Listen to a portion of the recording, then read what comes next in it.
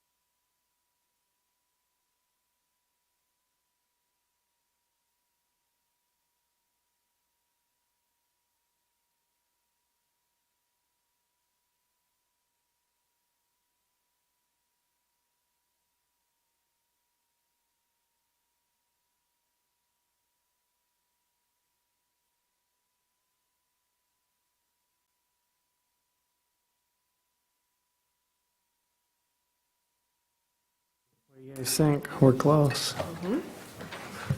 We'll kick it off. We'll call the meeting to order. East Bay Township special meeting here, September 20th, 2022. Right out of the blocks, let's do the Pledge of Allegiance. If you'll join us, please. I pledge allegiance to the flag of the United States of America and to the republic for which it stands, one nation, under God, indivisible, with liberty and justice for all. Thank you. Carl, can we do a roll call? Leonard. Here. Gonzalez. Here. Ferguson. Here. Walters. Present. Edley. Here. Awesome. Present. Thank you. And next on the agenda, we've got the review for conflict of interest. Seeing as how this planning document we're looking at tonight affects all of us, we should all dismiss ourselves and start over fresh. Just kidding. I'm going to assume there's no other business on here, so we should be okay on the conflict of interest. Next up, is there anything else for the agenda we should discuss or approval as presented? Make a motion to approve the agenda as presented. Second. Thank you. We've got a move by Mindy and support by Paul. All those in favor signify by saying aye. Aye. All those opposed? Motion carries. Thank you. Next is the approval of the minutes from September 6, 2022. Any adjustments, corrections? One correction. Okay. My name is with a Z, not an S, Gonzalez. Is that found multiple locations, Paul, or just at the beginning? Just that one. Okay, we'll make that change, thank you. Okay. Any other adjustments? Make a motion to approve the minutes of September 6, 2022. Is there any support? Second. Thank you. So we got motion by Mindy, seconded by Paul. Any discussion on that? Okay, all those in favor signify by saying aye. Aye. All those opposed? Motion carries. Thank you. Next on the docket, we've got public comment, and this is for just FYI to the general public, anything that's not on the agenda. We are going to have a public hearing on the master plan later, so anything that's not on the agenda, feel free to step up and let's have a conversation. Okay. All right. Thank you, everyone. Next up is correspondence. Looks like we got a few things from Claire in her desks. Claire, anything else additional that we need to chat about? The two items of correspondence on your desk are both items that came in today with their comments for the master plan. So we can address those, review those after the master plan public hearing, Okay. or as a part of it. Okay. That sounds good. All right. Any questions for Claire? Okay. We can dive right into the business before the planning commission tonight, which is the public hearing, the one and only, latest one. We're going to kick it off with a public hearing for looking at the most recent, as of June 2022, master plan update. I think maybe just to kind of start the conversation, it'd be nice to, before we dive in, just why are we here, what are we doing? This is something that is, number one, required. But number two, I think actually East Bay Township's done a really good job historically of kind of being on pace and trying to get ahead of things. That is not the case everywhere, believe me. So I really appreciate staff's motion forward here and kind of taking this on and being proactive about it. I think it's a very interesting process, one that was actually super engaging. There was not only a survey that had gone out ahead of time, there were several different public discussions that were held off campus as well as on campus. It's a little unconventional, so I just want to kind of take a chance to thank staff for that and that creative approach, because I think that they did a nice job in kind of, getting out and trying to kick over rocks and inform folks that don't normally come to these meetings. We do have our general public that does show up here, and we appreciate that, but a lot of times it's hard to get the word out to folks that just, are at large in the community. So I just wanted to take a second and say thank you for that. I think it's a really proactive way to do it, and we saw that with a lot of, I think, good feedback as well. So I just wanted to lead with that. That being said, let's open the public hearing at 6:35. And I think maybe before we get going too far, Claire, is there anything you want to just kind of summation or summarize and talk more about the document that we have consideration tonight? Sure. So, yeah, it's been out for public review. The minimum amount of time is 63 days. It's been out for public review at this point close to 3 months. We received a number of comments. They're all, the public input that we received is all included in your packet. I went ahead and kind of created a summary of public input that's been received, and you'll see that's on your desk, that was emailed out, just to kind of help guide the conversation a little bit that lines up some of the input and what sections and chapters of the master plan that would relate to. So I would recommend that you hold the public hearing, you take the feedback, and then you go through all of the input that's been received, what comes in tonight, as well as what's been sent over the past 3 months.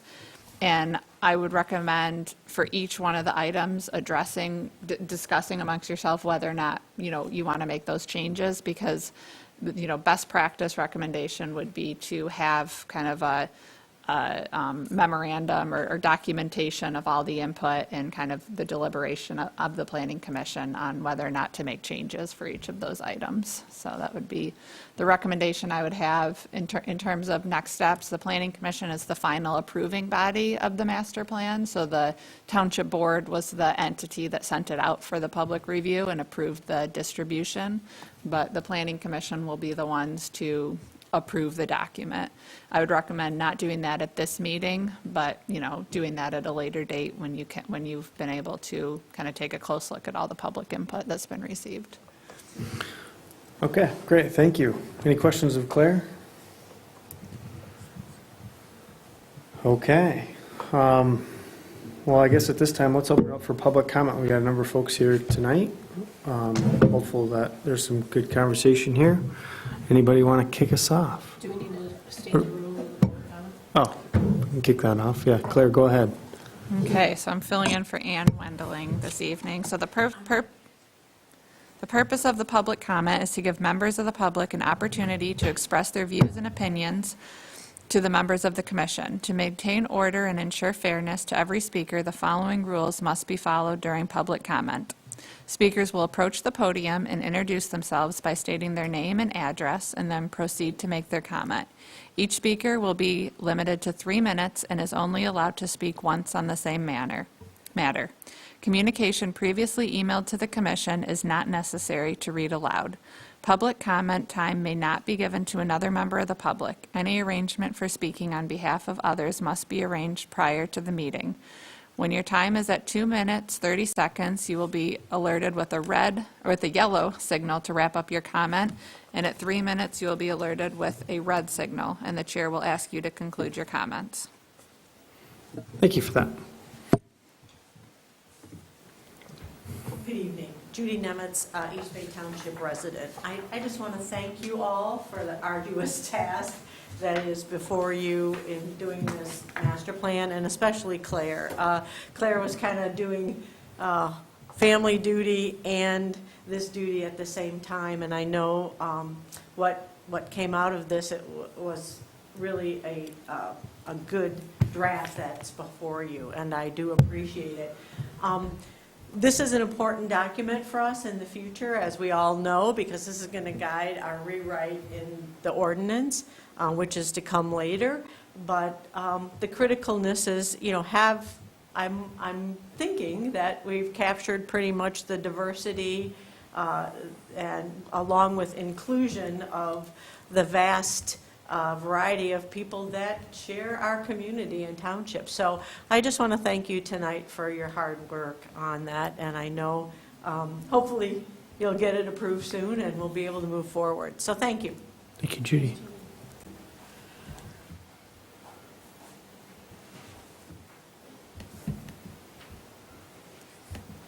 Nobody's jumping up the podium. Good evening. My name is Ralph Bednars. I'm a lakefront property owner on Rennie Lake at 1380 Autumn Trail. You are aware of my professional background as a retired limnologist and a lake management expert.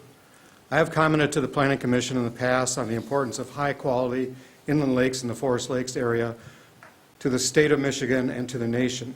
I have recently sent comments on the draft master plan to Claire Carner, which is included in your packet. Tonight, I'd like to remind you about the importance of lakes in our society and why it is important to highlight the unique character of the Forest Lakes area inland lakes in the master plan, to emphasize the importance of protecting and preserving these lakes for the present and the future. Lakes provide numerous ecosystem and cultural services that support all aspects of our lives. Lakes with high water quality add significant economic value to lakefront properties and nearby homes, as well as bring significant tourism and recreation to lake communities. Yet high-quality lakes across the nation are disappearing, a fate that is impacting ecosystem health and fish species, as well as property values. It is imperative that the United States, the state of Michigan, East Bay Charter Township, and all of us do more to conserve low-impacted, high-quality lakes before they are diminished for future generations. The U.S. Environmental Protection Agency's National Lake Assessment, the NLA, confirmed what many lake professionals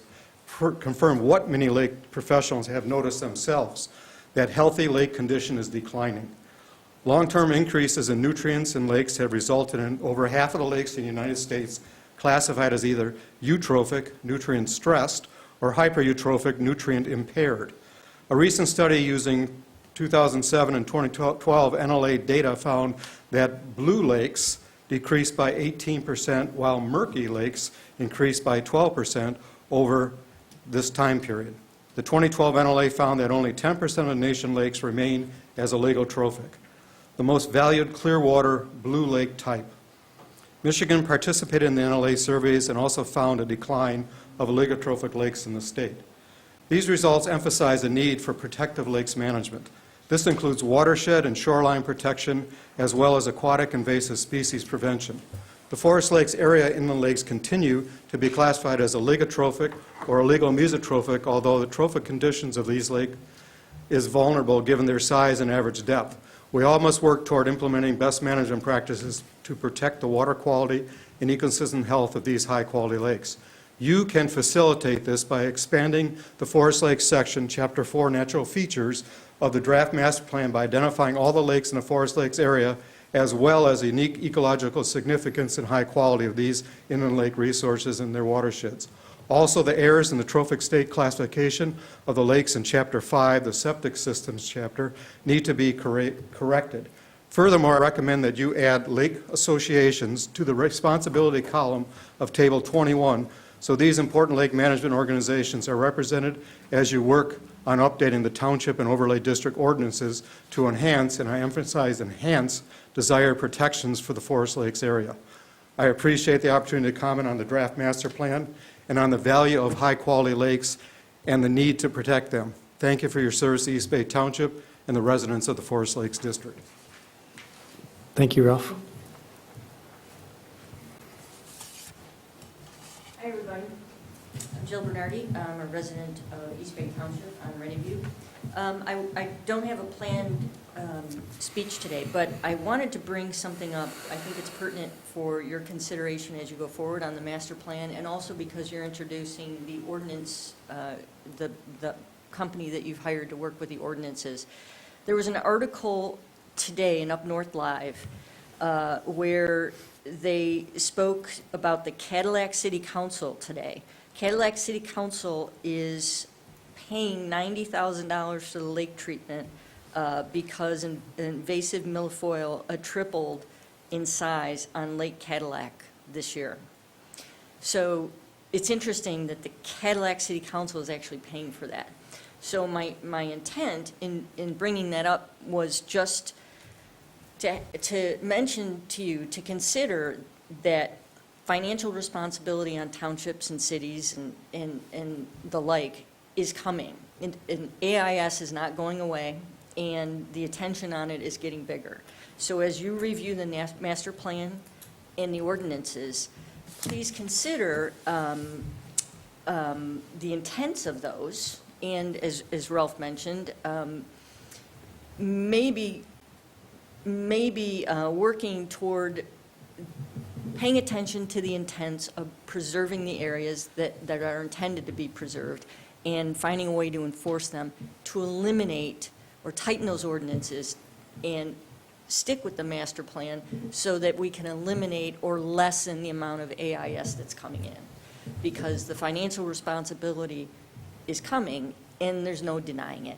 And it happened today. So that's my comment. Thank you for your time. Thank you, Joe.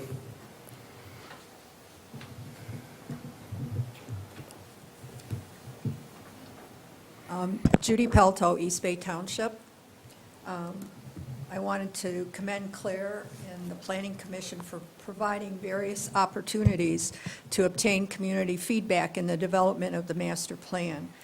I have participated personally in the survey, the focus groups, and Planning Commission meetings, and I'm especially concerned with environmental issues and enforcement of those issues going forward. I was encouraged to see that the township will work with the watershed on issues involving water, Grand Traverse Bay, Boardman River, Mitchell Creek, and wetlands.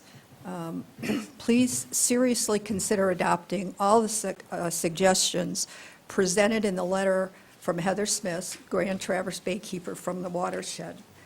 I am quoting main topics from her sections that I hope will find a place in the master plan, especially the following items: a thorough description of East Bay Township's Grand Traverse Bay shoreline, describe the Boardman River and its watershed in the natural features chapter.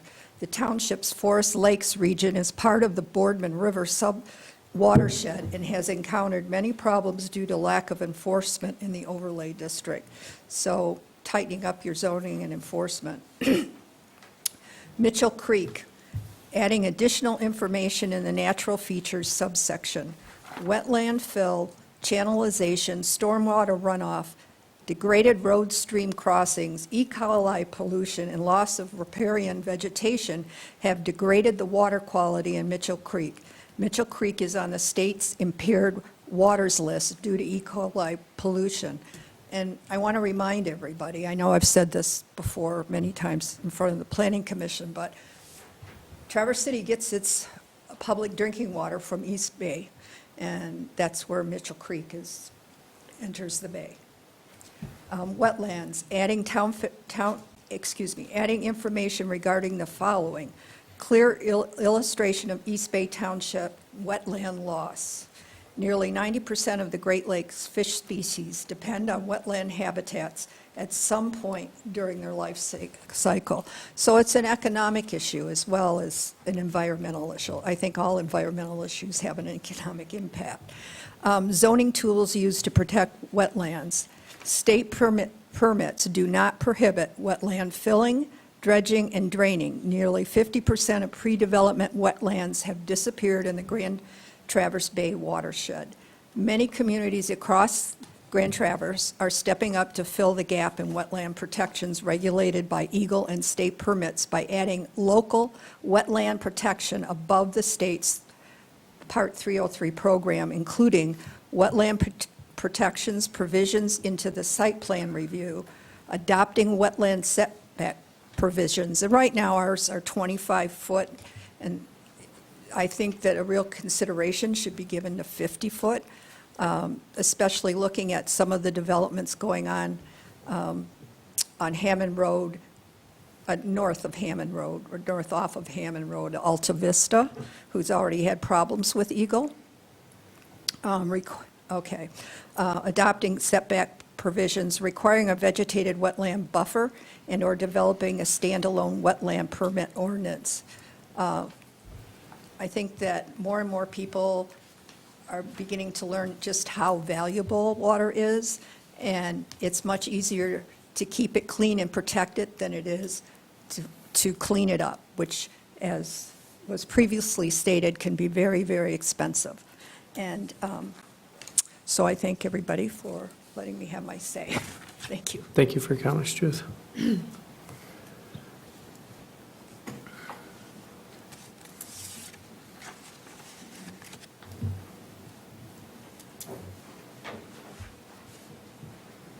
Good evening, Sally Samsel. I'm also an East Bay resident.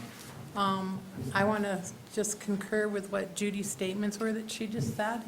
So I would ask that you all please pay attention to the various future developments that are going to take place and when they take place. And all of these will have an effect on our beautiful land here in East Bay Township. But please pay special attention to the wetlands and the agricultural land and help protect them. And thank you for taking the time to review this master plan. Thank you, Claire, for all your hard work that's gone into it as well. It truly is appreciated because it is the future of East Bay that is in your hands. Thank you. Thank you, Sally. Thank you.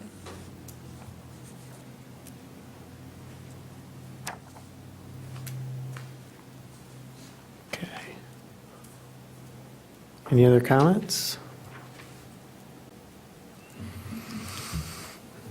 Okay.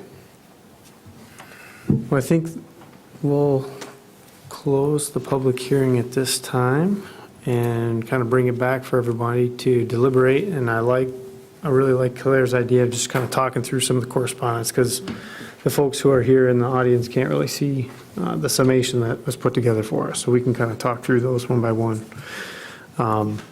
Claire, do you want to kick it off and just kind of go through the summary of public input document that you put before us? Yeah, sure. So you'll see I broke it up by topic, the various comments. There's a few comments that one individual, I broke it up into multiple comments because some comments are related to, natural features, the background information, whereas some are related to action and implementation or future land use. So a lot of the comments that we received are related to future land use and zoning and action and implementation. So that's chapter 10 and 11, and that's really the meat of the plan. That's kind of what's implementable. That action plan that we put together, the goal is to have that implemented in 5 years. So you kind of have the priority level for each one of those actions, the implementation body, who the partners are and who's responsible for, and what the timeline is. And so the timeline for each of those is within the next 5 years. The future land use map, as you know, is what's going to inform our updated zoning ordinance and any changes to our zoning map and inform possible rezonings, as well as the zoning plan that is part of the future land use and zoning informs the zoning ordinance rewrite as well. So, Dan, I would be happy to turn it over to you if you want to go through each one of those comments, because I didn't include all of the comments. Like, for example, the first one, there was a comment, desire to preserve residential land use south of US 31 and the train tracks. That was a comment that came in, but there was a letter that it was associated with. I put, chapter 10, future land use and zoning. This sentiment is consistent with the future land use map as drafted by the Planning Commission. So that's just an example of kind of how I went through and summarized. So, I'd say if you guys want to kind of go through each one of those.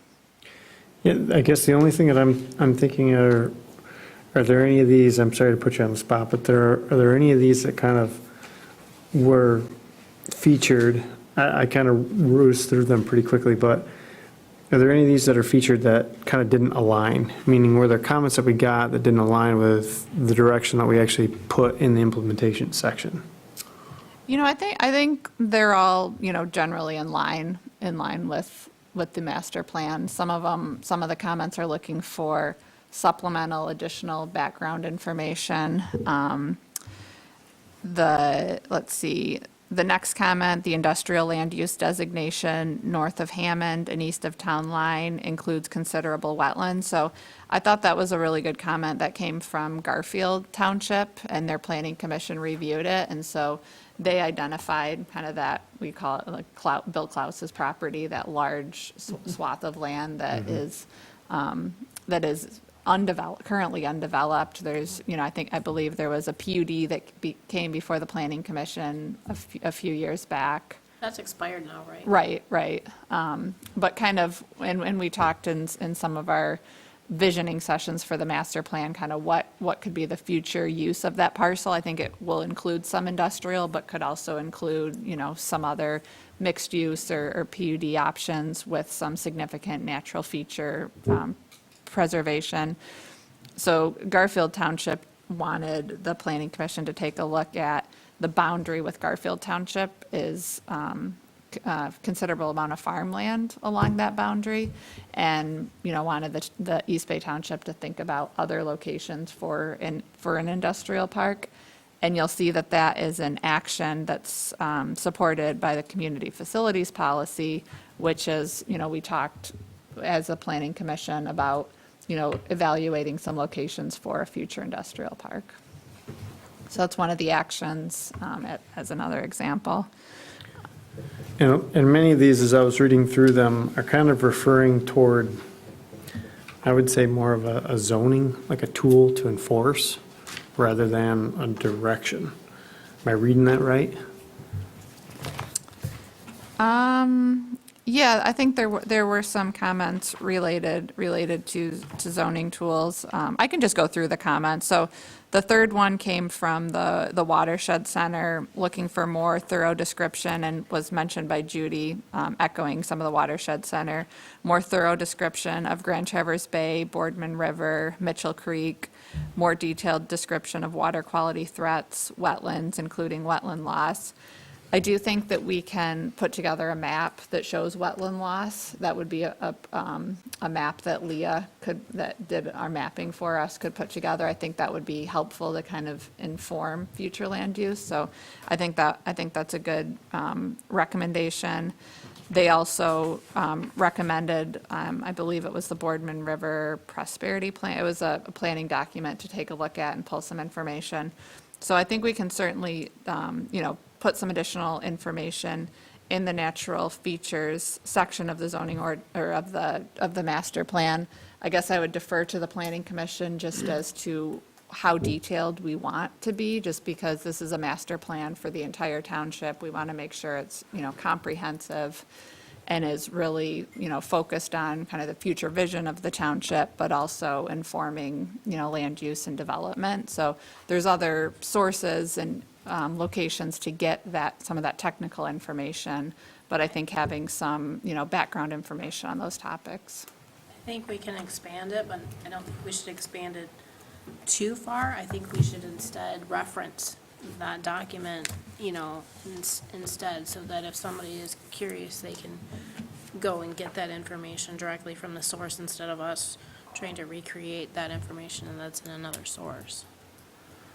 I noticed that Heather in her letter also included a lot of hyperlinks. What's the standard practice, Claire, about doing something like that in a master plan? Is it kind of considered a little too much? Yeah, we generally wouldn't include hyperlinks just Yeah. because those change over time, and the master plan will be here for at least 5 years. Yeah, So, makes and that's when sense. our next review. I guess I would agree with Mindy on this. I think that I like the idea of including more information. I don't know if I'd go in such depth as Heather's, with such detail as her letter went into, because I think you end up possibly expanding those sections to the point where they're, tiresome. Yeah, and I think it's important to, I think that, what we're really looking for, some of these background chapters is to draw out the actions that will inform the action plan. So, she talked about the climate resiliency, the coastal resiliency, some of those best practices. So I do think that the the analysis that Leah did for us, the scenarios, the flooding, the future climate scenarios that were modeled by Leah with the various lake levels and how that would impact, flooding and storm surge and those types of things is helpful, helpful data and information. And we can certainly take a look at that and see if there's some additional, best practices for coastal resiliency. So I'd like to go back to the thorough description. So we have the opportunity to put together a map, right, to include in the master plan. The description of Grand Traverse Bay, Boardman River, Mitchell Creek is found in another location. But is there an opportunity to put some additional information in that other document? Maybe, it looks like we're wanting to beef this up. So is that an option? Absolutely. I mean, I guess I'm trying to think of like an application of it at the end of the day. The description of it is one thing in terms of like incorporating, maybe Carl, you can help me fill in the blanks from where you were going with that, with like, if we were to build out some of the issues that we've seen environmentally to each one of those resources as to reasons why we would set up future zoning or future ordinances to help mitigate those issues. Is that kind of where you're going?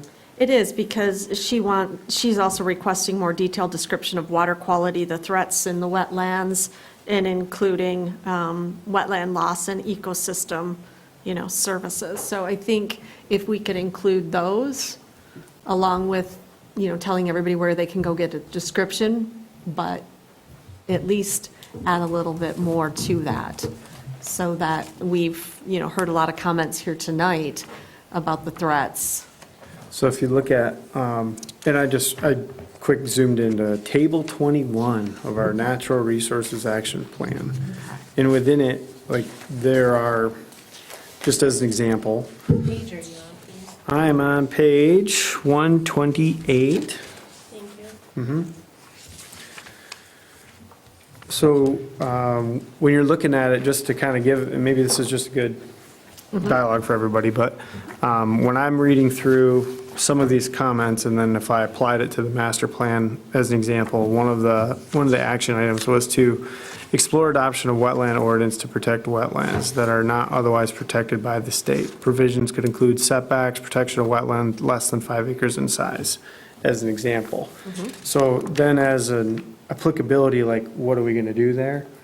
Basically, that's where staff can work on the zoning code updates to then create like an additional beefed up overlay zone from a practical standpoint and additional restrictions within that category of zoning.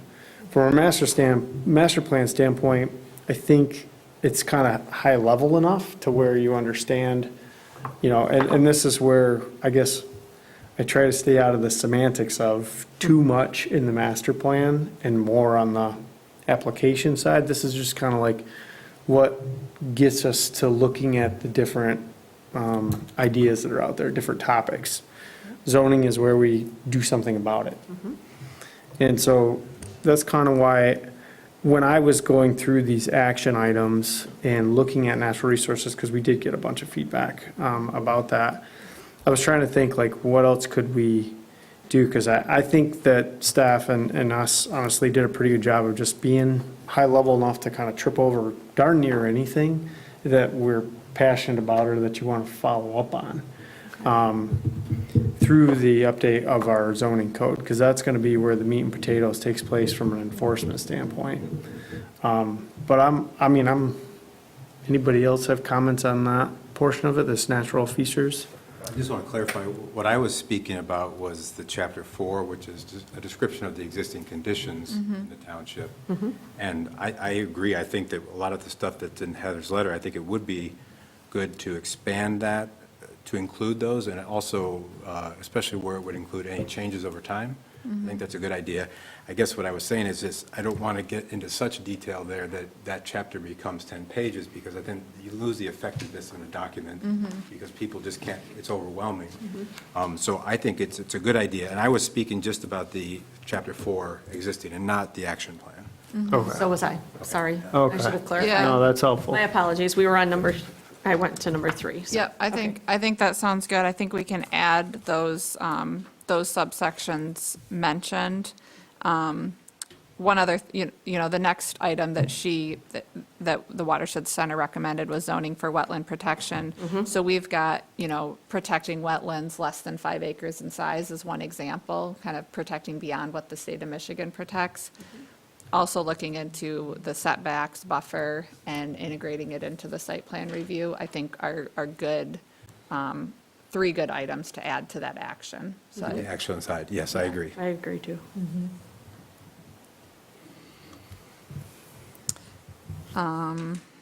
we talked about the climate resiliency. We've got recommendation to include all 14 lakes of the forest lakes in there. Rennie Lake somehow was not listed, so we absolutely can make that change. Make sure all the forest lakes are listed, highlight the, again, high level, but highlighting, and we do have some description of ecological services, but I think we can add a little bit more detail of ecological services, because that goes back to the Forest Lakes Overlay District, and the reason for that 50-foot buffer is the ecological services that are provided by our zoning and our overlay district. I will follow up with Ralph Bednarz, who made these comments on the water quality and I can't pronounce the oligar. Making sure that we're accurate in the depiction of that, so, I think that would be fabulous. yeah. Okay. Do we think we will have addressed everyone's comments for the ecological services, both Heather and Ralph? You guys feel comfortable that we would have addressed all of those? Well, are we going to go down the list? Because Ralph talked about Chapter 5, which is not on here at all. He talked about the inaccuracy in Chapter 5, Yeah, which but it's not on our spreadsheet here. I put more detail on water quality and monitoring, and that would go, yeah. Where are you at? I put it under Chapter 4 because I Okay. thought it was more appropriate under Okay. Chapter 4. Okay. Okay. And yeah, he highlighted an inaccuracy in Chapter 5 that would probably be more appropriate in Chapter 4 Okay. on water Got it. quality. Okay, so you're going to move it. Okay.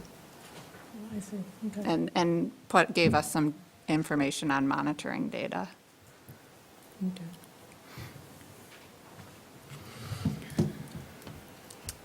He also, I can't remember whose recommendation it was, but adding lake associations as the responsible party under, and that was the action, update and amend the Forest Lakes Overlay District. Heather, with the Watershed Center, is already on that working subcommittee, so we can certainly add the Watershed Center as a responsible party. I think that makes sense. Okay. I like that.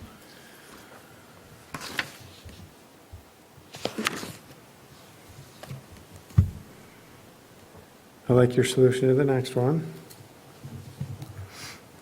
Yeah, so the next one, safe, non-motorized pathway along Hammond Road, under action and implementation. So we put quite a bit of effort into that non-motorized plan map that's found in Chapter 9. And so I do think having and, articulating that one of our action items is working to implement that non-motorized map. It's going to happen in a piecemeal fashion. Part of it is through the Safe Routes to School grant that's been secured, the 3-mile trail that we're working on, the construction design engineering. So there's chunks that we're going to break off through, grant funding and working on a coordinated trail expansion. But there's other pieces that are going to happen piecemeal through redevelopment of some of these properties. So I think, articulating the implementation of that is a good thing to have on there. And I mean, we're already working on that when we meet with the road commission and, discuss projects that they have underway. We are certainly, continuing to bring up the map that the township has worked on and kind of the vision for the future. And that map shows, where trails and sidewalks are desired in the future. We've got some ARPA requests of that as well. Sure.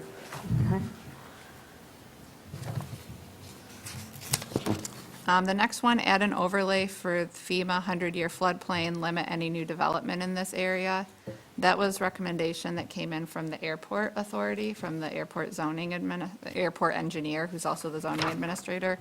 I thought that was a great recommendation, and the FEMA maps are a little bit confusing, and they're in the process of updating, but I would like to work with probably our engineer as well as others with expertise to kind of put together an overlay district as we update the zoning ordinance that would identify floodplain and make sure that we don't have residential future development in that area. So does that become an action item or anything or is it just a matter of addressing the future land use map? I think it would be I put update to the future land use map. I think it would be in the zoning plan and action plan. Okay. All three. I don't think it's necessarily going to be in the future land use map because I think part of the action is delineating that. And so I think that's probably not part of the master plan process, but future action by the township as we update our zoning. You're saying that you're going to take the, I guess, the map that was showing the particular floodplains from, bad to worse to horrible? That flooding scenario. You're taking yeah. that out? We are not going to take that out of the master plan. Okay. But I don't think that's going to be an overlay district. That was more of a, Okay. desire to kind of show some scenarios, but without kind of a policy directive behind it. Just since it is like a public It was document. more of an exercise. Yeah, if there's any way of defining or putting a little more definition as to what we mean by a 100-year flood or, a 500-year flood. So, the layman, takes a look at this and says, oh, that's what that means. So- Like a 100-year it's got a 1% chance each year of occurring. Yeah, theoretically. and what that, really Right. means. Yeah, which is actually more frequently we're seeing. Yeah, it's. Changing fast. Yeah, Yeah. yeah, it's coming to, less than a year.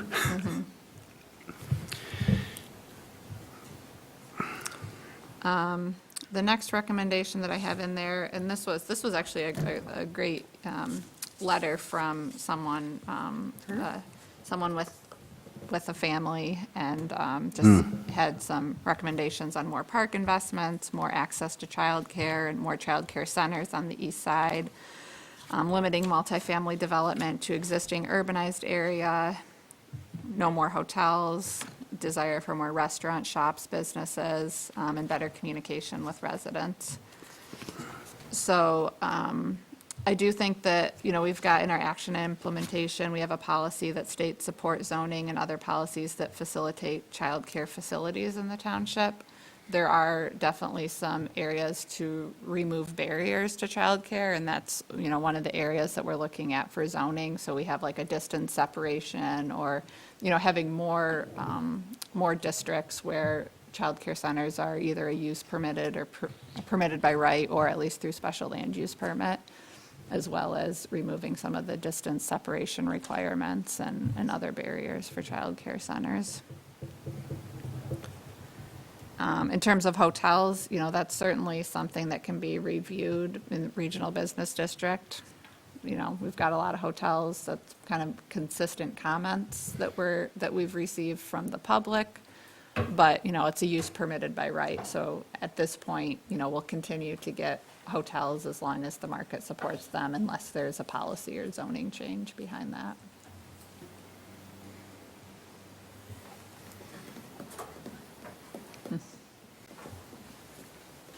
And then the last recommendation was the safe connections for bikes, especially to the lakes area. That, again, is supported in the action implementation. There's the non-motorized plan found in Chapter 9, and just working to implement that.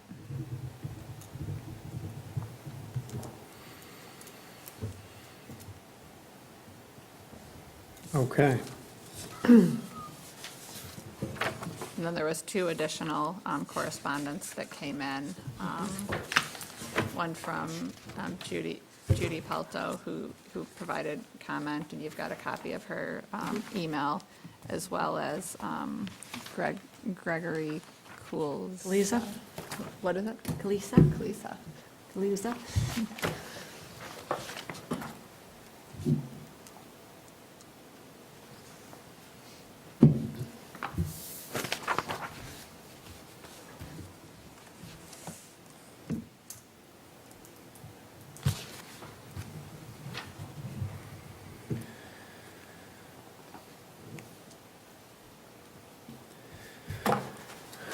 So we've got kind of a handful of updates that would take place in terms of maybe some additional language and robustness in Chapter 4, talking about natural features.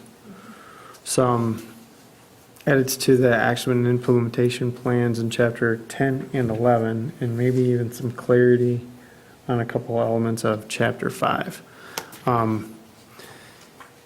Are there any other things that the Planning Commission has now had a chance to kind of look through this thing?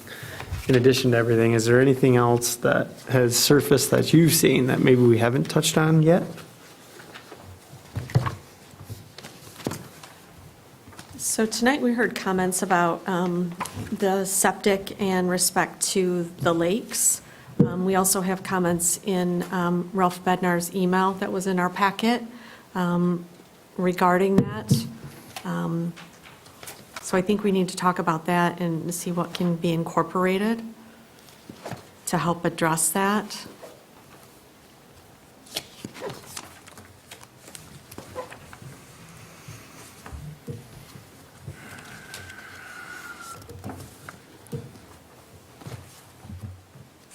To me, and chime in for those else that have comments on this, but to me, that kind of feels like it's more of a public facilities kind of an angle. It truly is, and it does belong with the health department, but I'm just struggling as a lake owner myself, just the lack of oversight to that particular topic, septics, and what that does to the quality of the lakes. I mean, that's what everybody comes to Traverse City for, is the quality of the lakes, you know, so I'm wondering if we can't beef that up a little bit. We did hear comments, like I said, tonight regarding septic, and then also in Ralph's email. In Chapter 5, excuse me. Chapter 5, but in the Chapter 10 and the action thing, we have enact an ordinance for septic inspection at certain frequency or time of sale to protect water quality. Is there more that we could, That's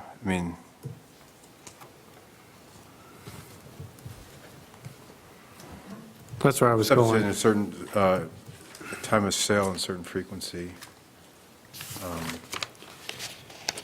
And I think that was an action that was high priority as we went through this process. I know that Paul has mentioned a few times the Yeah, it's desire a to have hot number for me. a septic Priority one. ordinance, and so it's Okay. definitely a high Okay. priority in the action plan to get Okay, that so do we think local we ordinance. met the needs of public comment? Well, I just think, wanna talk about it. when you read the sidebar on page 64, that was pretty revealing about the situation as to how many districts or areas of the state don't have any type of septic ordinances, like only 19 or so. I know. And looking at the Forest Lakes area particularly, I mean, they've been there a long time, and some of those tanks are probably getting pretty old, and I think that is, I find it fine that we don't even have a system or a septic ordinance that says on the sale of a house Right. that there should be some check or verification at minimum. So when it comes to that point for discussion on future ordinances, that is something that's, as I say, a hot button for me.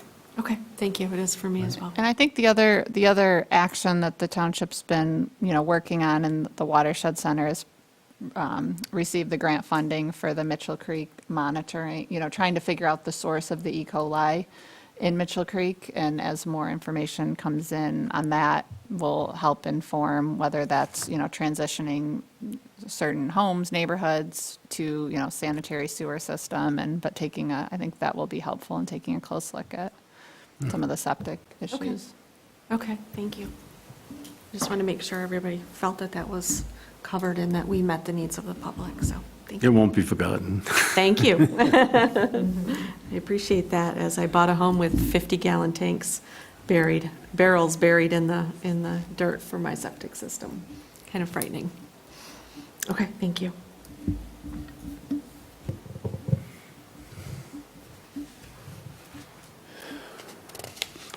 I have one other thing that I'd like to change, even though I should have changed everything ahead of time, but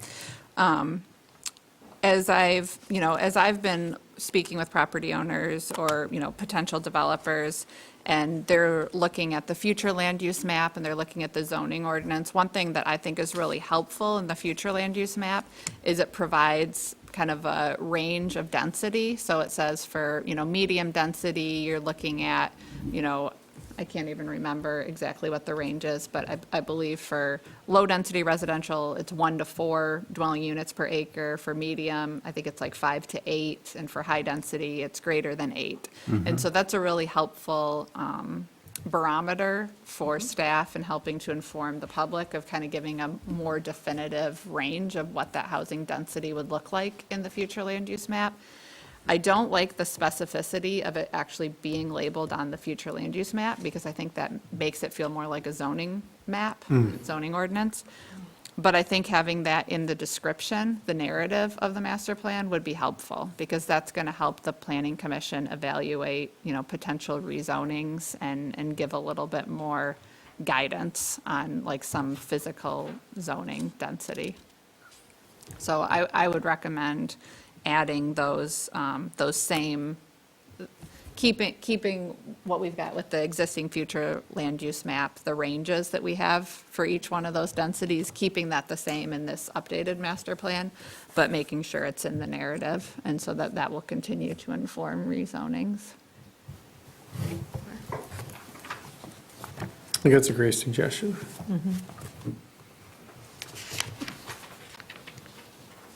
I have one thing, and I've mentioned this before, but we talk about working to develop East Bay Corners as a multimodal kind of shop commercial district. And I guess I'd like to see, and we mentioned it a little bit in here, and we don't have a ton of control over it, but the speed limits on this road, it'll never work as a multimodal community center at 55. So I don't know if there's something we can say in there to continue to work with the County Road Commission to see if we can somehow slow it down. I don't know what kind of language would work in here. Possibly an action under the, it's table 24, I'm looking at, it says work to develop East Bay Corners as a mixed-use center.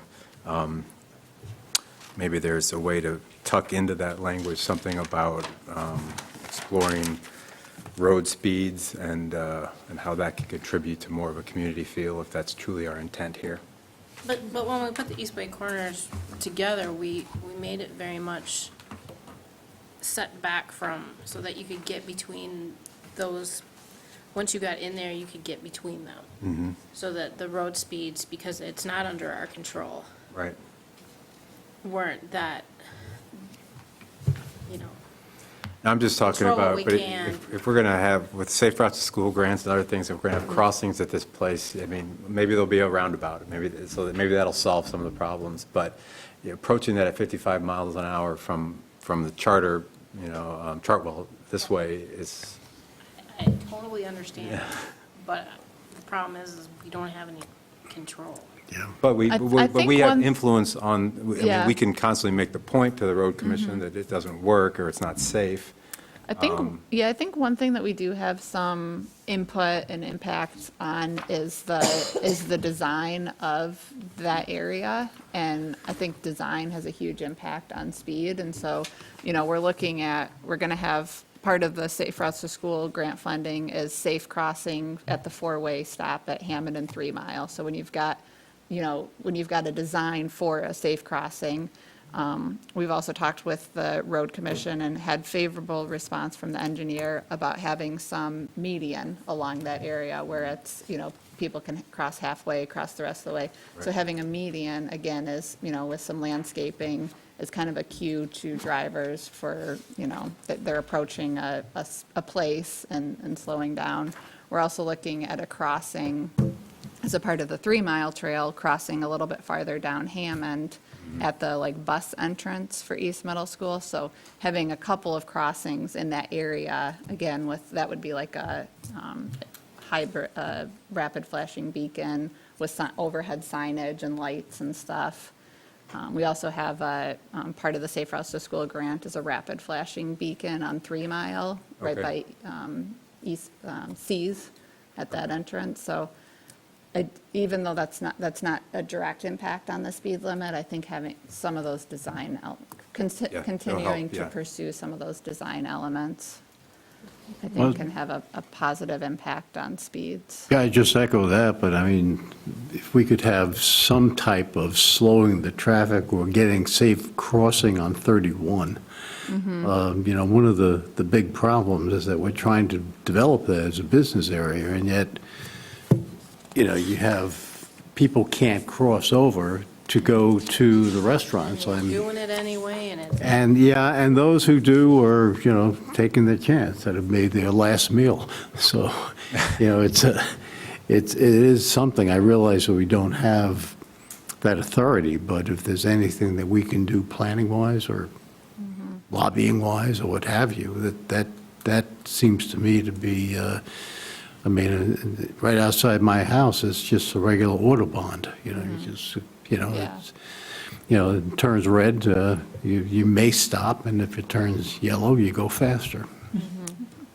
And we are working, we have, working with MDOT and have some, actually looking at replacing the pedestrian bridge as a part of the Hyatt Hotel development that was approved, and have had a number of talks with the developer and looking at some financing options for that. So we do have in our action plan, seek funding to facilitate business engagement, a community design process that will enhance placemaking along US 31, bearing power lines, the signage, pedestrian crosswalks, pedestrian scale lighting. But again, it does take time, and if you have recommendations for something more specific or that we can do, then I'm all ears. But I agree, it's important, it's a high priority. We've in communications with MDOT, they see the importance of it, and the crosswalks don't necessarily meet their warrants or what they would generally put, just the speed of traffic. They generally wouldn't put a rapid flashing beacon there, but they are definitely open to it and have done kind of an analysis of that corridor and identified some locations that they would be supportive of a mid-block crossing. And so it's kind of just a process where we're continuing to work on that. Well, Every there's- quarter mile is the goal, to have safe crossings. Yeah, along because there. there's some long stretches in between lights. And when you have that, they just, there's nothing between 3 Mile and 8th Street. And Right. it is, they're all just going. So Yeah. even putting in a light or two, which could be, very helpful there, just to slow it down. Yeah, I absolutely agree with that.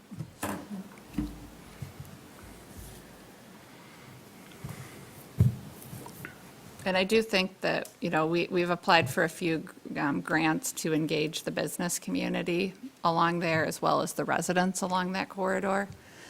And we've been unsuccessful with the last couple of grants that we've put in, but I see that as something that the township will lead, community planning process.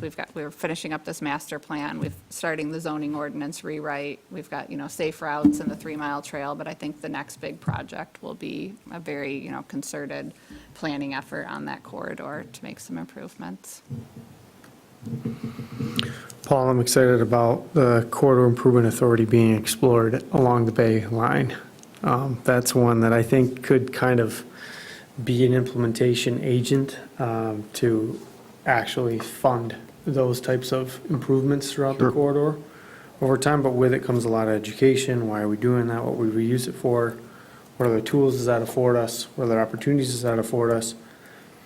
So I think that, and this kind of goes back to the, let's plant the seed, and then this kind of opens up toward implementation of other ideas in the future. So something we've been talking about for a while, so hopefully that's something we can get off the ground.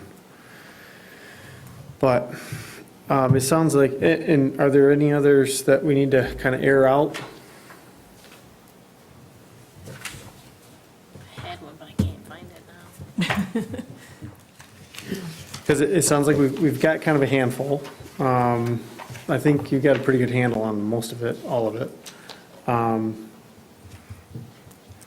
it almost feels like we need to, if we're going to take action on it, maybe it's just in the effort of tabling contingent upon revisiting the conversation with the planning commission before, any other actions are taken, as we would in any ordinance rewrite where we've considered them in the past. It's nothing new. To kind of come back and put it before everyone. Perhaps I could draft some language in like a Word document that you could review that would be, specifically changes before putting it all into this master plan document. Then you can see exactly Absolutely. what we're proposing, and then I won't have to mess with the layout of the master plan before, once it's still in draft form. Right. I can appreciate that.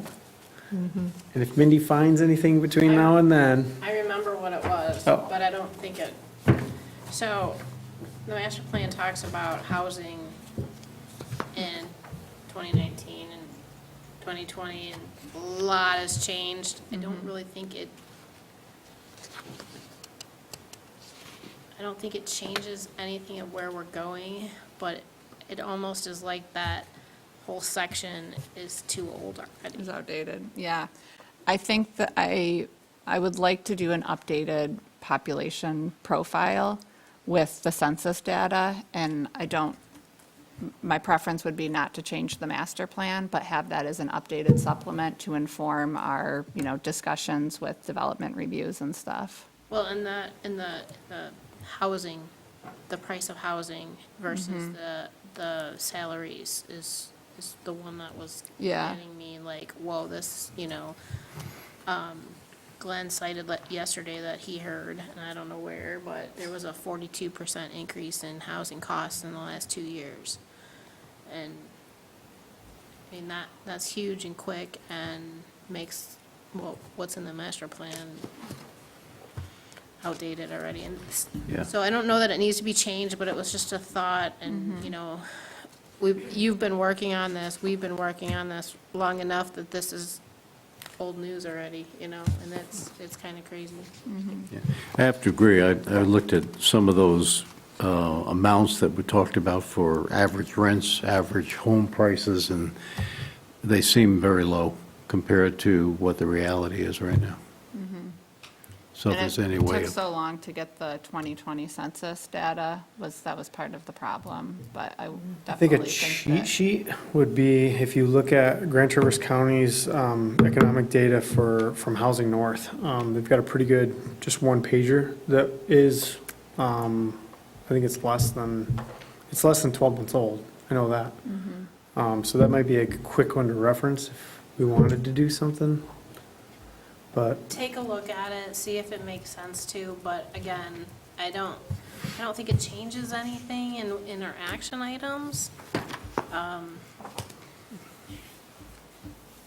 again, it feels old already. Not- it gives the impression that the document is dated when the data is so out of whack with the reality right now.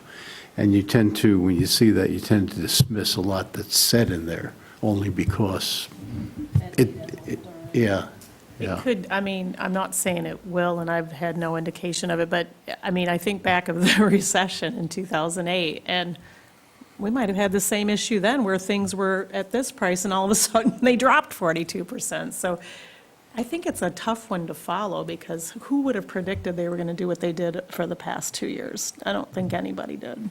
Right. So I don't know. I mean, it's kind of a moving target, but at the same time, I get what you're saying.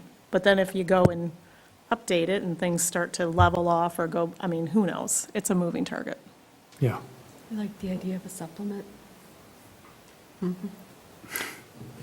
At least that could be easier changed. And maybe honestly, that's a living piece of it to an extent.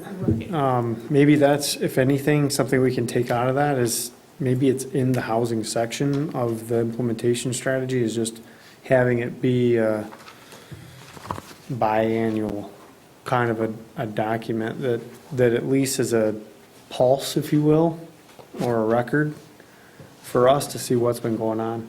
If you have a supplement, Claire, does it have to go out for 60, 90-day review or anything like that? Or can I was thinking it would be more of just kind of a demographic profile that was, posted on our website, distributed to the planning commission. Okay, doesn't get Not incorporated in the necessarily official part of the document, master it's part of- plan. Could it be part of the annual report?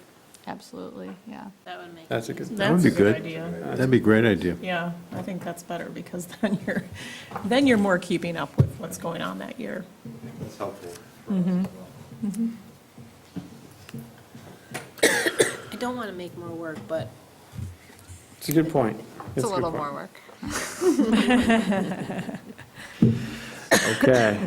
So I think maybe do we want a summation of all the things that we were talking about, or do you have a good list developed? Because I'm just thinking a motion to table contingent upon X, Y, and Z, rather than a motion to table subject to the next available planning Do we have date. to table it? We had a public hearing, and we've closed that since, I'll so. make a motion to direct staff to prepare a summary of recommended changes to the master plan that addresses public comment received, as well as updated the draft master plan to reflect any changes recommended by the planning commission for review at a future meeting. That sounded lovely.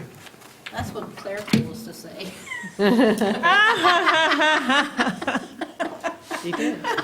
Perfect. Perfect. So there's a motion by Mindy, supported by Carl. Do we want to have any discussion? Okay. All those in favor signify by saying aye. Aye. Aye. All those opposed? Motion carries. Thank you, everyone, and thank you to the public for your comments. It's helpful for us. Okay, on to the next business is the zoning ordinance rewrite, introduction and presentation. So Claire, I will kick it over to you. Okay. So we have Joe Tangari with us tonight with Giffords and Webster, and we're super excited to be kicking off the zoning ordinance update. I know it's been a long time coming, and so, Joe is here. He's got a short presentation to go through. He's going to talk about the process, and you have a scope of work included in your packet. I did want to mention a couple things real quick.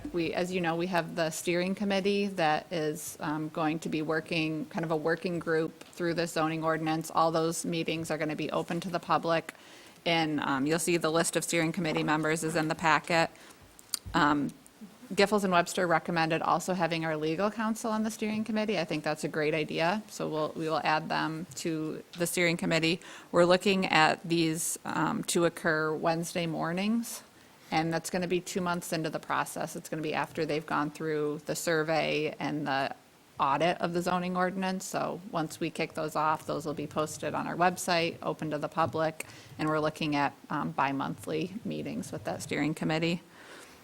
The other thing I just will mention is that, we're looking at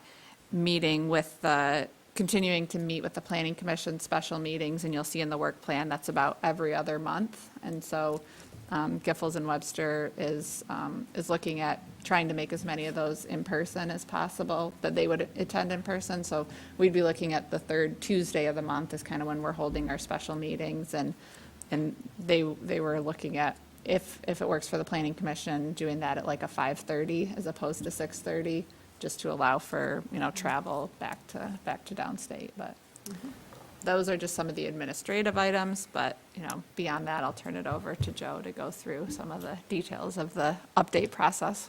Thank you. So you have in front of you a scope of work for the project. So you're close to having a new master plan, and as was stated tonight, one of the tools for implementing your master plan is your zoning ordinance. So the timing is good for starting this project. So tonight we're going to look at that scope of work. We'll look at a few examples of what to expect, and then we'll have an opening to raising the issues that might be top of mind. So the scope of work starts with a kickoff, and that's what we're doing today.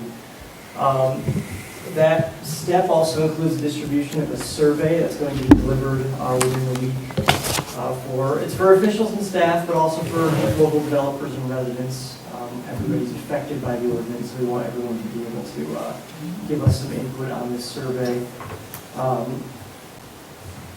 And then that survey has a finite period for responses, but there will be a project website with an input portal that can be used anytime by anyone.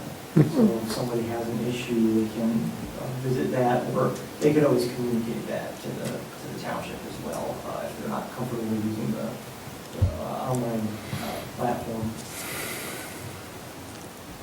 So the thing that's going to start after the kickoff phase is the zoning audit, and that is a document that we produce, basically looking at your entire zoning ordinance in a great amount of detail.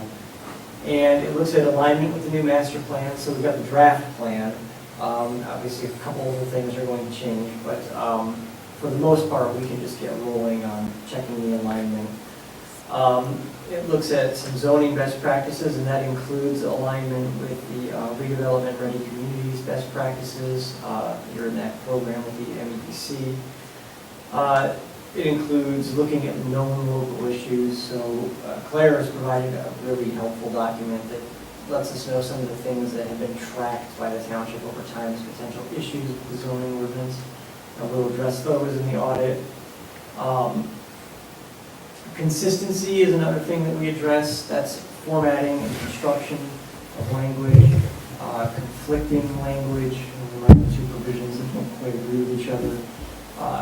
Your processes, they all make sense together.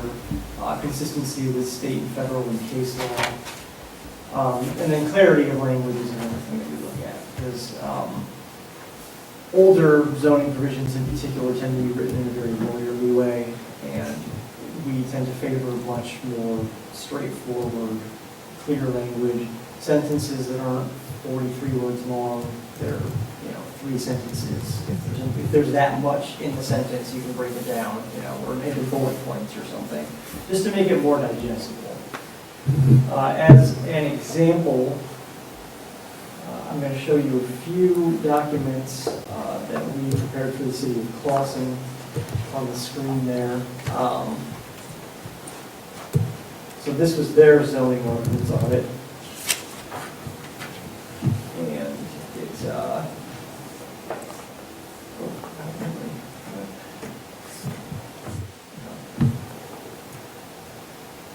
apparently I had too many PDFs open today, which is a common occurrence. Let me just read it. Should solve the problem.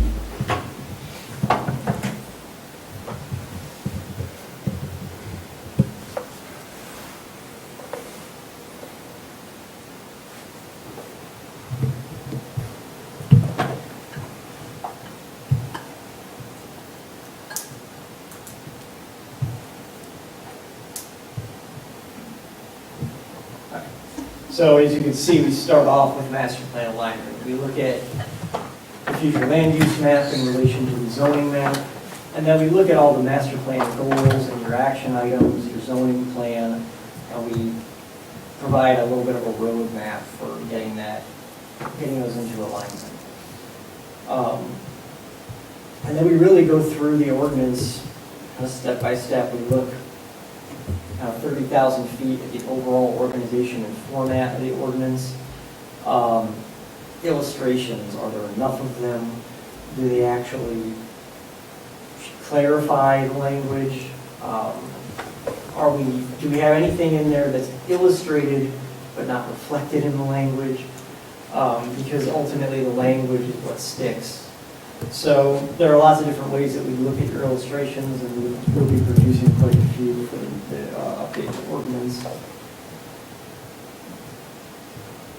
We look at your districts and uses, all of your dimensional standards in your districts. We look at site standards, so your landscaping and dumpster enclosures and all that stuff. We look at all of that. We would point out things that, like, let's say you were a community that didn't have any dumpster enclosure standards. We would point that out, that this is something that you should consider happening. We look at your development review processes. We look at any particular uses in your ordinance that have specific standards that apply to them, like, for instance, a wireless tower or something like that. In the case of the wireless tower specifically, we would look at how your regulations align with state and federal statutes that have things like shot clocks in place for approval. So for development review, we look at how you treat site plans and special land uses, PUDs. Do you have open space development provisions within your PUD ordinance? Do you have specific goals that are simple to show compliance with? And then we make sure that not only are those processes logical and well described, but they also are in alignment with the recommendations of the C and the RRC program that you're in. General housekeeping is kind of the waste bin of all the other stuff that we notice when we're looking at an ordinance. Just everything from typos to, we refer to the zoning administrator in one chapter, and then we refer to the planning director in another chapter, or should that be the same terminology everywhere? List codification, sometimes in older ordinances that have been updated over the years, you might have one provision that goes A1, lowercase a, and then the next section goes 1A, Roman numerals. So it becomes harder to cite a piece of language in your ordinance if the codification is not consistent. That's one thing that in the clear zoning process we automatically fix because we have a standard codification for that. But that's the kind of thing that we're looking at when we're looking through your ordinance. And we don't just point out the problems, we also provide some solutions to those problems. And after the zoning audit's delivered, that's when your steering committee is going to begin meeting. So the first task for the steering committee is going to be to assess the work that's called for in the audit. How many amendments are we doing? What's the scale of the amendments? And then we're going to determine a little bit of the order of operations here, because there are two different ways that we can go. One is that to reorganize the current ordinance in a clear zoning format and then do the amendments. And the other is to do the amendments and then put everything into a format at the end. There are advantages to both approaches, but we'll assess that with the steering committee and make the decision at that time. Those steering committee meetings, as Claire said, will be open to the public. They'll be posted accordingly. We will, we will try to make that a bi-weekly thing. We find that the more regular meetings are, the easier it is, first of all, for the public to follow when they're occurring. But second, it's also easier for the members of the sub-steering committee to actually just say, okay, it's the second week of the cycle. I know we've got a meeting this morning, and keeping that consistent, even if there's only a little bit to review at one of them, I just think makes the whole process go better. The one time of year where things tend to kind of get broken up is the end of the year, because that, Christmas, New Year's holiday tends to break the rhythm. But we try to get right back on the rhythm once the new year starts. And the other thing about that is that it gives us something to shoot for as we're doing amendments, so that we know, okay, each week we're going to produce a certain amount of language for the steering committee to review. And it keeps us from getting to a point where we're doing a lot at once and then dumping it on the people who have to review it. And then the structure of having them meet every 2 weeks and then the planning commission meet every other month provides a sort of double review. The planning commission backstops the steering committee's work.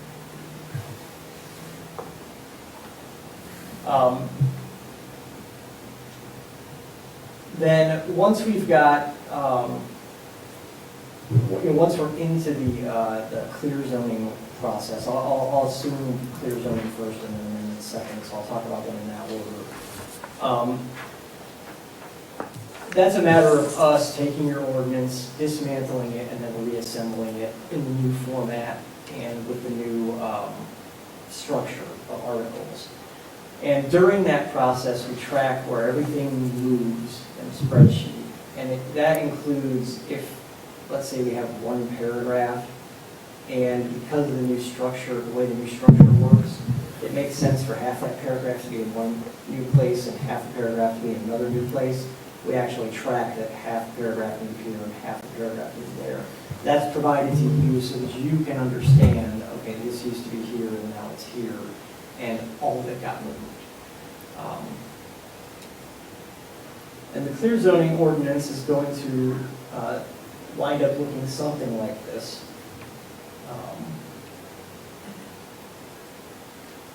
And it's meant to be used in a couple different ways. One is that it's meant to be used electronically, but it's also meant to be used on paper, and I'll show you how that works in a second. But the electronic document is entirely linked, so you've got little links to your table of contents, your zoning map, all down at the bottom of the page. So when you're in the electronic version of the ordinance, you can really zip around in the ordinance very quickly and get where you need to go. When you get into the meat of the ordinance, we have all the articles down the side, so if you need to look up a definition, you just click on the side tab, it takes you right to it. And then if you want to look up lot split and consolidation, which is a term that they have in this Boston ordinance, there it is right there. When we look at the zoning ordinances, with the exception of some districts that have extremely long lists of things in them that push it to a slightly different format, generally most districts are this 2-page spread where you have your intent statement for the district and your list of permitted and special land uses on one side, and then the other side is your development standards, so your setbacks, minimum lot widths, building height, that kind of thing. And then if there are any supplemental standards, like later in Article 3, there's a link to those there as well. We have some diagrams just showing what those setbacks look like, where you measure height to. In this case, it's halfway between the peak and the eave. And then when you print the ordinance out, the nice thing about this versus other zoning ordinance formats is that it looks exactly the same on paper as it does in the electronic document. Things don't move around. So you have that up there, and then when you got your book, here it is. So you can put one of these books in your lobby or something, and anybody from the public can look at it, and it looks exactly like what someone would be seeing if they were looking at your ordinance online. I'm noticing you got pictures, Yeah, lots of them. not just text. Yeah. How far behind are we? Yeah, we do tend to pretty heavily illustrate these ordinances. I think it's clarifying for most people. So, let's look at some of the lot definitions. So what makes something a corner lot? What makes something a double frontage lot? What makes something an interior lot? Well, you can read the definition, but you can also just look at the image and say, okay, that's an interior lot. It makes things very clear for people who aren't used to looking at zoning ordinances, which is 99% of all people. Most people don't spend a lot of time in zoning ordinances. So it's really meant to make things, I think really one of the major goals of zoning should be predictability.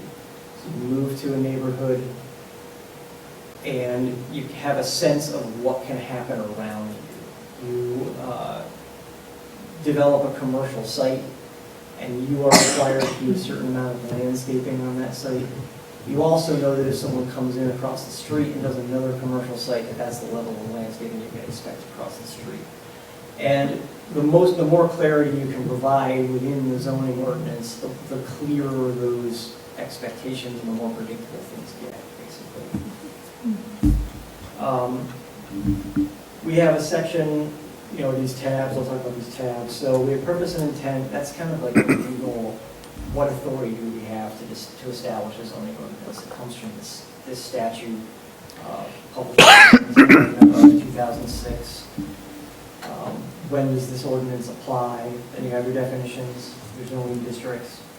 Use standards are what I was referring to before. We might have a use that has its own additional specific standards. For instance, I mentioned wireless communication towers. There might be some standards for those, so that's all housed in this one article. Site standards is things like parking, exterior lighting, landscaping, other things that you might have in your ordinance, corner clearance standards that you don't have blind driveways. Development processes is exactly what it sounds like. Here's how site plan review proceeds. Here's what you need to submit with your site plan. Special land uses, condominium developments all have standards in here. And then administration and enforcement deals with how appeals proceed, violations, amendments, that includes rezonings, the establishment of fees. That's more of an authorization. You don't actually put the fees themselves in the ordinance, but it basically says the township board can set fees for this stuff, and then they can do that as needed. But that's a basic overview of the structure of the ordinance and how it looks and feels and functions. So that's kind of the product that you can expect at the end.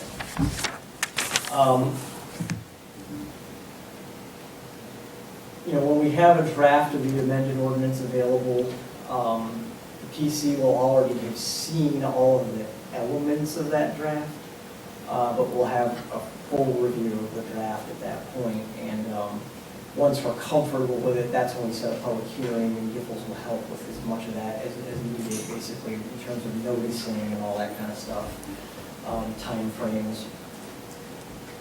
And then once we have an ordinance developed, the final piece of the project is a development guide. That's going to outline development procedures with flow charts.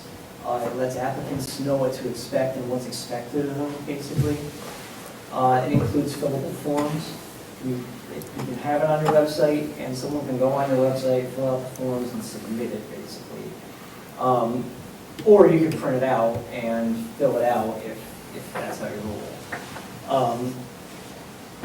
And the development guide is going to look something like this. The style might not be 100% like this, but what we have is a little table of contents on the side, and it talks about kind of getting started, who your contacts are at the township, what are the bodies that you might find yourself in front of. What is the zoning board of appeals? What is the planning commission? What's their role? We talk about all of that in here in the introduction. How long is the review process? Of course, that varies a lot from project to project, but nevertheless, we try to give people some sort of expectation that Well, you're not going to be done with this in 5 days probably, but we hope it won't take a year either. From there, your contacts, links to the zoning ordinance and other things like that. Here's an example of the type of process flow chart that we put in here, site plans. So in this case, the city requires a pre-application meeting. There's a preliminary review by the planning and building department. That's essentially a sufficiency review. Did they submit everything they were required to submit? And then it goes to the planning commission, and if you're approved, this is what happens. If you're denied, that, this is what happens. And then if you're approved with conditions, here's what you have to do to meet those conditions. It reminds people of other elements of the process too that they may not be aware of, such as the fact that site plan review is probably going to be followed by engineering review. A lot of people get through site plan and they think they're done, and then they're surprised to know that, oh, wow, I have to submit these other plans that an engineer is now going to review. So it's again, predictability, right? We want people to know exactly what's going to happen in this process and come into it clear-eyed. And then the forms are gathered at the end, so you can see that, here's the site plan application, and again, they're all fillable. So we've got even a fillable checklist. Here's everything that the ordinance says that you have to submit with a site plan. And when this gets submitted, the building clerk can look at it and say, all right, I see you haven't provided this, and this. Is there a reason for that? And that can stop it from getting into a review process that's just going to spit back that, hey, you haven't submitted a photometric plan and all this other stuff. And smooth things out considerably. So that's the last piece that will be delivered. Our target is about 11 months to completion. You never know when a pandemic is going to hit or, the magnetic poles will reverse or something, I don't know. It seems like anything's possible. 11 months is a target. We will work as hard as we can to hit that target, but, it might take a little bit longer than that, depending on how things go.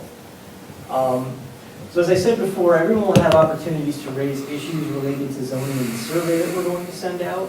But if any of you had something that was top of mind that you just wanted to make sure that we paid some attention to when we're doing this audit, you're welcome to mention it now as well. But again, you will have an opportunity to give that information to us in the survey. Great. Thank you. What questions do you have? So as you all go through your biweekly meetings and then come before us bi-monthly, we're not going to be taking any action then? It's just for us, for our information when we get those updates from the steering committee. Is that right? Right. We wouldn't expect action like a motion to approve all this stuff. What we would expect is if you had any feedback or concerns about anything that you're seeing that the steering committee has developed with us, that would be your time to let us know. Okay. And then we can revisit that issue with the steering committee and see if we can iron out this clause. Okay. Sounds good. Any other questions, Joe? I have a couple. How easy when we're done, how easy is it to change? So what we do is when you make an amendment, you send it to us, and we will update the document and replace the pages. And what we do is we send you both the complete updated document and just a file of the pages that need to be replaced. So if you have any printed books and there's 2 pages that were updated, you just take out the 2 old pages and That's insert nice. the 2 new ones. And the township just hosts the document, so there's not like a third-party hosting system or something. And it usually takes us about a week to turn around amendments when they're sent to us.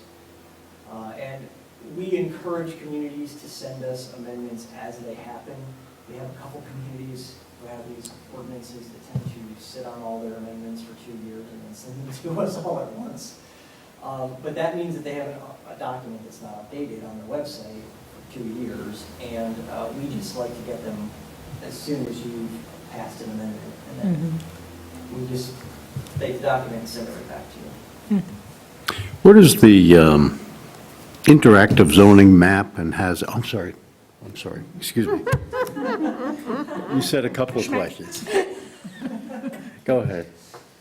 Can you search the document by specific words? Yes, you can. There are 2 ways to search. There is a basic search, where you just go to this find, and it gives you this, and you can look up a word. Oops. It helps if I spell the word correctly.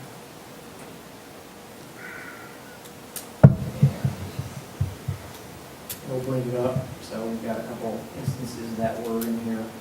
There's also an advanced search that allows you to do a little bit more with operators and phrases, case sensitivity, and that kind of thing. Does the user have to have an Adobe Professional or something, No, or you is do not this have to just a have note? It works with the free version of Adobe Acrobat. Okay, and then I have that somewhere. one of my things for you to look at is the landscaping plan and the industrial zoning. It's on his list. Okay. Yeah. Making a note that it was raised. And we do have the draft landscaping amendments that was part of that working subcommittee. And so that will be sent to Giffords and Webster too, as a starting point for the updated landscaping and tree preservation. Thank you. I forget, but never mind. Yeah, I was looking, what is the interactive zoning map? Oh, yes, how can I forget that? So, on the zoning map page, there's a little link to an interactive zoning map. And what that brings up is a GIS platform that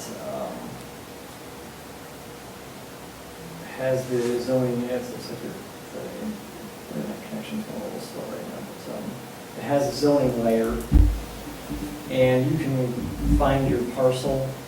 Trying to think of an address that's real in Clausen.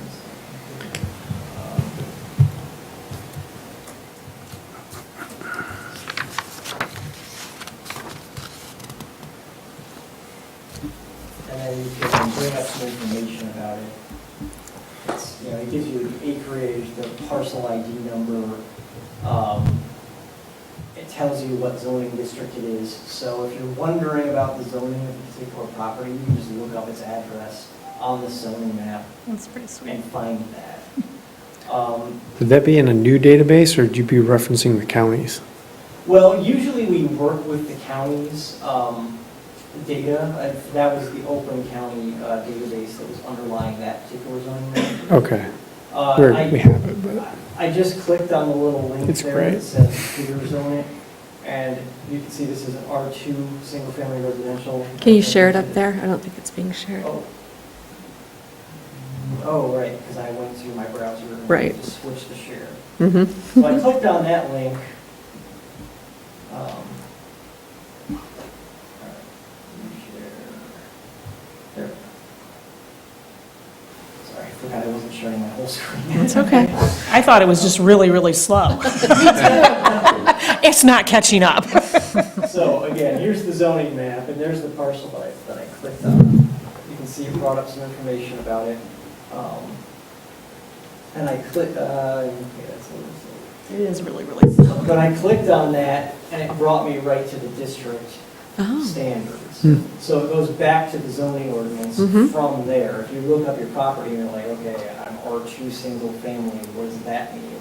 Mhm. You click on it and it just takes you right to, here's what you can do there, here's how it has to be put on the property, and here are some other standards that might apply. nice. You know, if you've got the other, you know, those additional standards for specific uses, they're also linked to right in the list of uses. So if I want to know, you know, what municipal, county, or regional and state service building and uses have to do, I just click on it right in that list and it takes me to standards. That's great.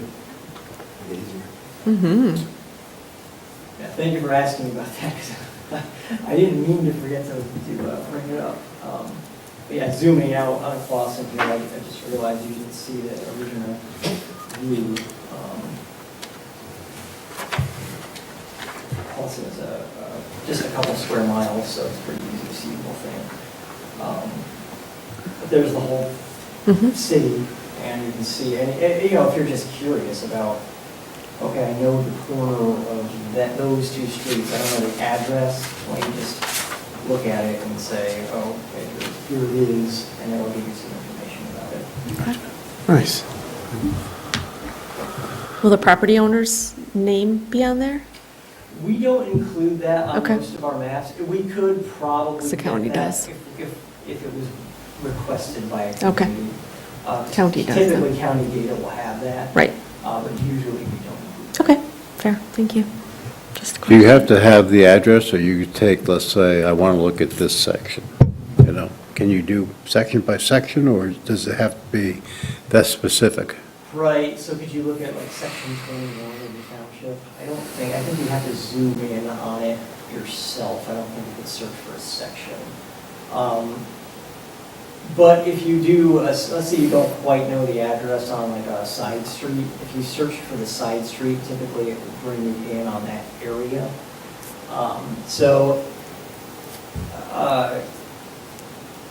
It helps to have an address or to know the rough location that you're looking for. You gotta have Google Earth over here while you're looking over here. Well, see, I'm used to doing that with zoning maps in REneract. I bring up Google Earth over here and I'm like, okay, it's right there, it's like halfway between these two streets, and then I go to the zoning map, and it's like, I think it's this parcel. So having the interactive map is nice because you can actually really see, okay, and it's overlaid on an aerial too, Can so you- you can kind of correlate to the building that you know is there. Can you draw distances on it? I don't think on that one, I don't think Oakland County gave us the ability to do that. We can check with Grand Traverse County though to see if that's a possibility. We've got Connect Explorer interface. Are you familiar with that? And so that's the data, it's all the parcel data from Grand Traverse County, but that might be a good interface for us to use for the interactive mapping because we can do all the distance measurements, and there's a lot of publicly available data on that platform, so. Okay, all right, I will run that by my GIS. It's a GIS department. Let's do it. Okay, it's just impressive. When are you launching the questionnaire? That should be next week. All right. We'll get it to the township.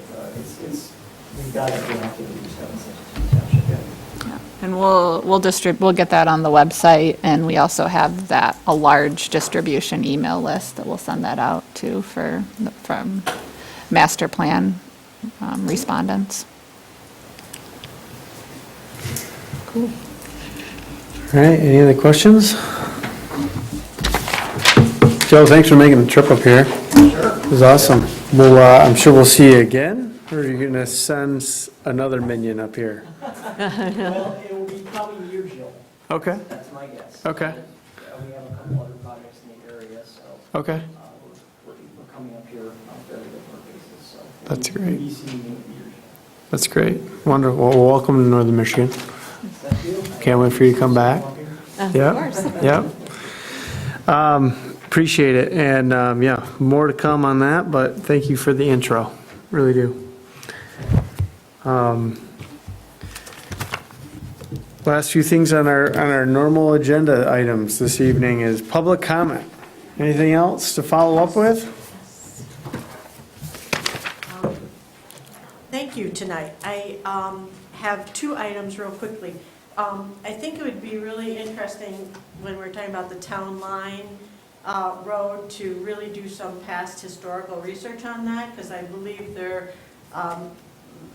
drain commissioner had a slew of historical issues with that property back then. So I'm just cautioning us, or the township, before future land, changing the future land map to research the history of that. Secondly, I really appreciated the zoning information, and wondering if the public will be able to give input at the Wednesday morning meetings. And so that would be something that would be good to know. And then also, I'm encouraging us to really, really review and make sure someone has expertise in Michigan lakes and streams and riparian issues. And I do have Mr. Clifford Bloom's information on pressing zoning matters, a copy for you, and another one. I don't have a copy of this one, but I can stop by if you'll allow me to make a copy of Riparian 2021 about those who wait will lose. And this is 2021, so again, about zoning issues in riparian areas. And then Heather Smith from the Watershed had this book. It's called Filling the Gap, Environmental Protections and Options for Local Governments. It did come with a CD-ROM 2003, so however, it talks greatly about the federal rule laws and then how we apply to zone. Chapter 3 is the zoning issues, and it does give case law. So I'm really encouraging, and I'm happy to have you make copies of this if it's out of print, but it was published by, back then, the DEQ and the Planning and Zoning Center, which is now Eagle, of course. So, but I still think it's very relevant information for protecting our waters and lakes and streams, et cetera. So I greatly appreciate that part of the zoning rewrite. And we don't want to make Mr. Rogers' neighborhood illegal. Thank you very much. Love it. Thank you. Thanks. Again, Ralph Bednarz, 1380 Autumn Trail. Just a couple additional comments after listening to all this tonight. I'd like to expand on Heather Smith's comments about climate resilience as it applies directly to the inland lakes and the Forest Lakes area. You know, these lakes really are the canaries in the coal mine, these shallow, high-quality lakes. And unfortunately, these canaries have died.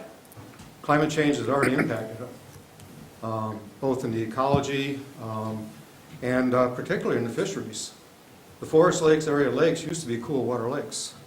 They held walleye, perch, now they don't, at least the reproductive populations. It's all a warm water fishery, and that's because of climate change. So that's really important when it's applied to the inland lakes of the Forest Lakes area. Lake resilience, you need to talk about shoreline canopy and vegetation removal, because canopy shades and it keeps things cool. AS prevention, because as we all know, AS are on the move all around the world, and they're moving to different areas because of climate change. In the papers you just read about Didymo, rock snot in the Boardman River. You know, how long has that been there? And has climate change caused them to their new growth form that people are seeing, or are they brand new? The golden brown algae in the bottom of Torch Lake. Torch Lake is like a world-class lake. Deep lake, 285 feet deep, 111 feet average depth. Golden brown algae are starting to show up in the beautiful sands of Torch Lake. The watch list AS species, hydrilla being probably the worst one that we'd never want to see, and it's already at our doorsteps in Indiana, moving up from the south. So climate resilience is extremely important. Septics, so yeah, you talked about septics, and I would encourage you to pass that ordinance as fast as you can, because the state, they failed you. The state of Michigan doesn't have a statewide septic regulation. The only state in the union that doesn't have it. It needs to be done locally to protect our water resources. You know, these lakes, they're seepage lakes, they're groundwater lakes. They don't have inlets. Most of them don't have outlets. They're just part of the groundwater. And what's in the groundwater? The septics. Those are some of the major inputs of nutrients to our inland lakes in this area. You know, I did a couple presentations last week at the Michigan Lakes Convention, and one of them was on the economic value of our inland lakes in Michigan. And I gave kind of an opening, general type things about lakes, but at the end, I wanted to segue into the professionals that deal with economics. So I quickly looked at a couple numbers on this township. So my data is a little bit dated because I originally was putting this together for 2020, but obviously COVID stopped that. But the 2019 and 2020 data shows that 1,065 riparian lakefront parcels in the Forest Lakes area, on the 14 or 15, depending on how you count the lakes. Out of the 8,850 or so parcels in the township. So 12% of the parcels in East Bay Township are lakefront properties. Of those parcels, they represent 20% of the taxable assessed value. And they represent 20 to 21% of your tax revenue for this township. Just something to think about. Joe, great presentation, I really appreciate that. I took the liberty of looking up the consulting firm of Giffords and Webster, and I noticed, and this isn't in disrespect, but I noticed the staff of that consulting company. They're basically planners, architects, civil engineers, GS people. There's no ecologists. There's no natural features type experts. So I encourage you, and again, not in disrespect, but I encourage you to make sure the appropriate professionals are involved in this process. And you have them right on these lakes in this township, as well as in the greater Traverse City area. You have some of the best of the professionals in lakes, and rivers, and wetlands right here. So make sure you call upon them and get them involved if they're willing to do it. Thank you. Appreciate your time. Thank you.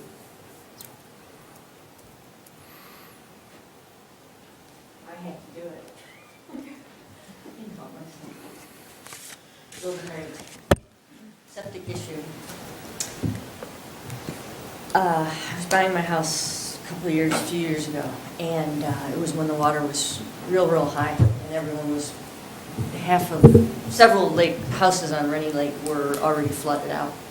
The water was 5 feet from the door of the house that I was looking at. I was trying to buy by owner. He listed it the day I was buying it by owner. Made him an offer, price was too much money. It's next door to my best friend. So he decided he's going to leave it on the market for a while and see if he can get better than my stupid offer. Well, he couldn't. So after he decided to put it on the market, I thought, well, you blew it. Now I'm going to have an inspection. So, mind you, the water was ridiculous. We all know that. You know it better than me. So I had the inspection. Of course, the septic was completely failed. It was floating, and it was disgusting. So now I have leverage, right? Because it's failed the inspection.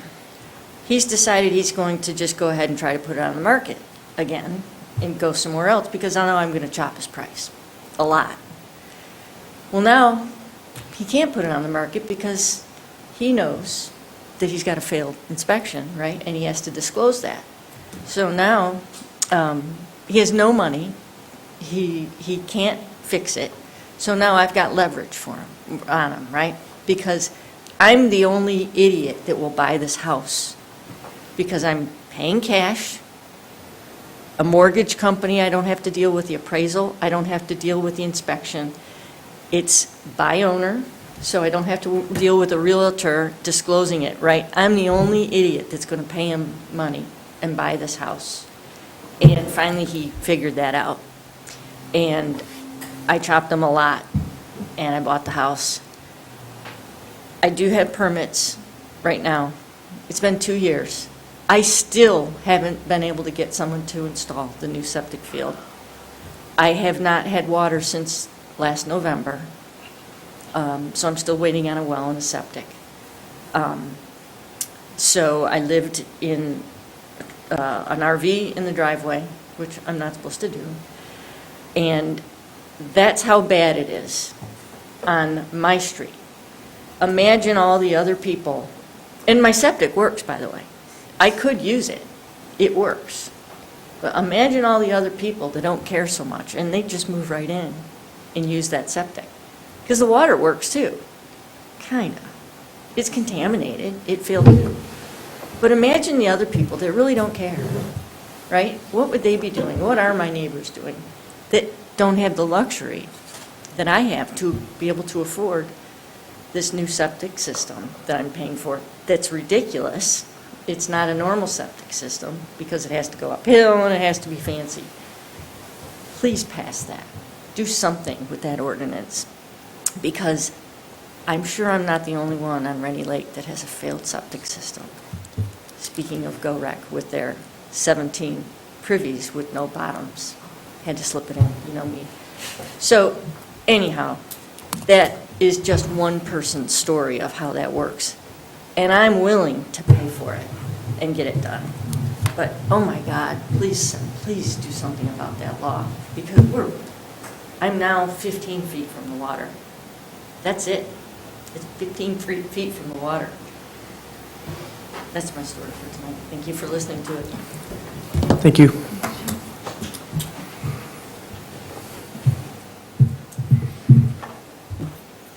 Going once, going twice. All right, we'll close the public comment. Any updates from the planning commissioners? Get ready, Paul. Joe's coming for you. Yep. He's our representative, if you remember, right, for the zoning ordinance update. So thank you again for that. Okay. And we have an upcoming meeting next month in October 4th, Tuesday, at our regular time. So welcome to come back, everyone. Thank you, and we're adjourned. Well, we did have Unless you got more. we did pass a variance on Spider Lake for a couple redoing their house. Oh, Okay. you wanted to get, oh, that's a good update. Yeah. We'll do that again on October 4th. Okay. But thank you. We're adjourned. Thanks.